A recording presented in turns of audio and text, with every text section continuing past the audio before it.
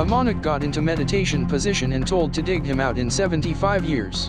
Russian scientists brought from Buryatia to Moscow unique particles of the hull of Doshidor Zhoitigulov Hambalama. The imperishable great teacher himself is in the Ivolginsky Monastery, near Ulan-Ude. And before that, the Lama spent 75 years of his life in the grave. That's the way of his life.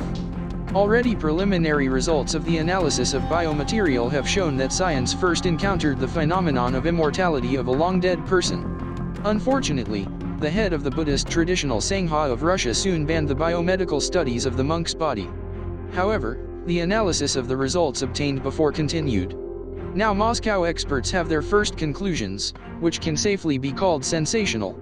Doshidor Zhoitigulov was the head of the Buddhists of Eastern Siberia from 1911 to 1917. Gained fame as a philosopher and doctor. He spent his whole life in Buryatia and only once went outside Siberia to celebrate the 300th anniversary of the Romanov dynasty. During the First World War, he organized hospitals and received several government awards. Around his name during his lifetime there were legends. One of them says that a monk could, like Christ, walk on water. The circumstances of the death and burial of the Hambo Lama in 1927 are very unconventional for Buddhism. Surrounded by his students, Doshidor Zhoitigulov sat in a lotus position and ordered his body to be removed from the grave after some time, promising to return alive.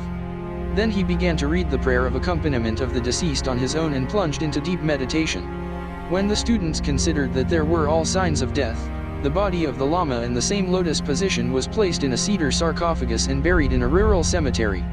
Laboratory analysis confirmed that the body of the monk lives. Initially, it was assumed that organics, living protein compounds in the body of the Lama would be destroyed, and the tissues would be consolidated due to inorganics, as is the case in mummies. It turned out quite the opposite. Infrared spectrophotometry showed that the protein fractions of Itigulov cells have intravital characteristics. Now Itigulov, of course, is not alive, he cannot rise and go.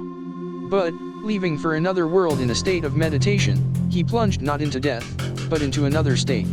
Research results suggest that the Lama artificially introduced himself into suspended animation. Currently, the body of Doshidor Zhoitigulov is located in the center of Russian Buddhists in the Ivolginsky Datsan, 30 kilometers from Ulan-Ude.